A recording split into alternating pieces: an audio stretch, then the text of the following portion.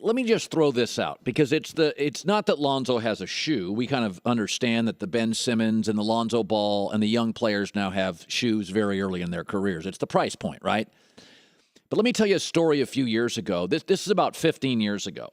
I had an old used car. I loved it. It was an old BMW. It was a gold BMW, and I lived in Portland. And back when people used to use newspapers instead of like Craigslist, I put the car for sale, and I loved it. And it was a tough decision, but, we had just had a kid, and I thought I need a little bigger vehicle, and it had kind of a worn-out back seat. So I put it in the Oregonian newspaper, and I didn't get any bites.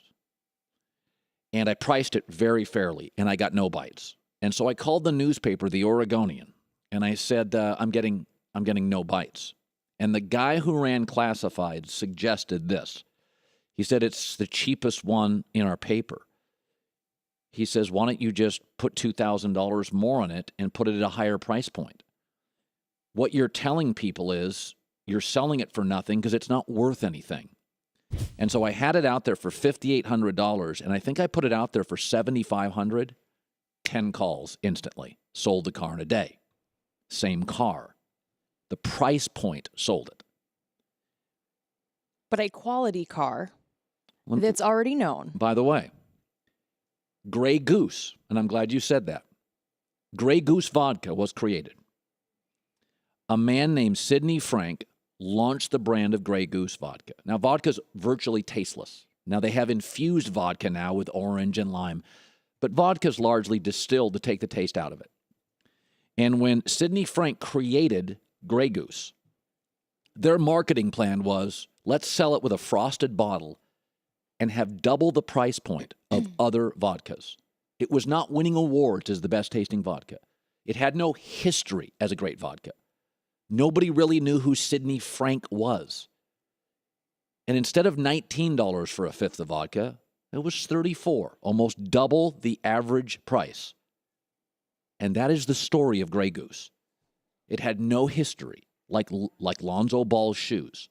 But the marketing plan was, if it cost almost twice as much, like my BMW, it must be better. It must be. So this idea that a cheap shoe's a better shoe, let's be honest.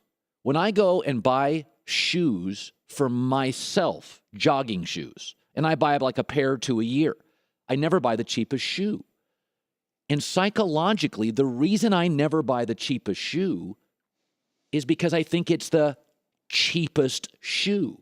Cheapest made, cheapest quality, cheapest fabrics, cheapest whatever it takes to build a tennis shoe, right? It's not because, Colin, you have a good job.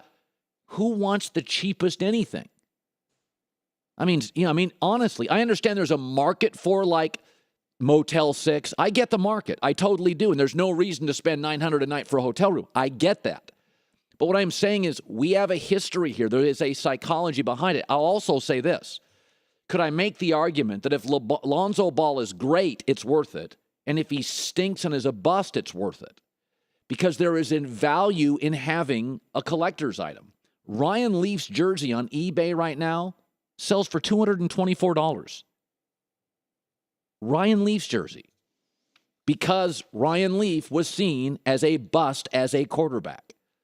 There are really good quarterbacks in the NFL right now. You can get their jersey for $175, a Phillip Rivers. A Ryan Leaf's for $224.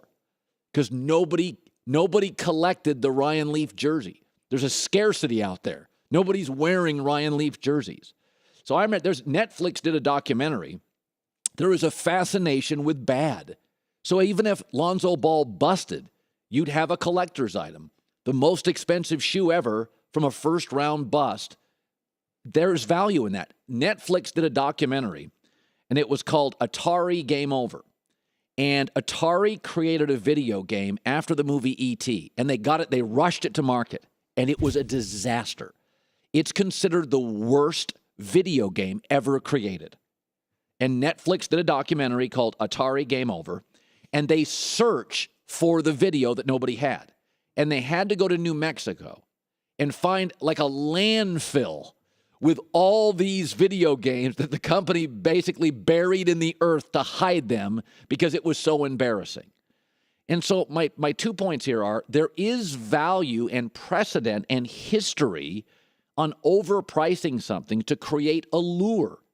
And secondly, even if Lonzo Ball doesn't make it, I could make the argument that terrible is a market. Bust is also a market for collectors.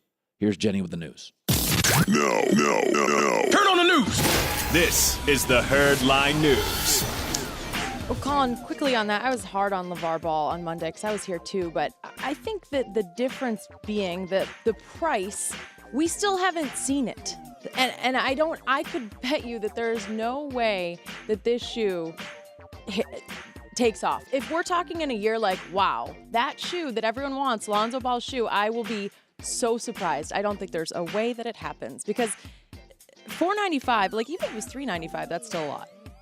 I'm going to make an argument that $495 is so jarring. $395 is not jarring because shoes go for $200. That $495 is so outrageous, it's a story. If that shoe's $170, that's a one-day story. $495, we're talking about it now a week after. I listened to radio in the last week. Every show, local and national, has spent multiple segments on this topic. I mean, it's literally the outrageous price, the outrageous Grey Goose price, literally in the industry. It got talked about for years. It's like twice as much to pay for it. There is value in shocking people. Yeah, fair enough. They are shocking us. I will give them that.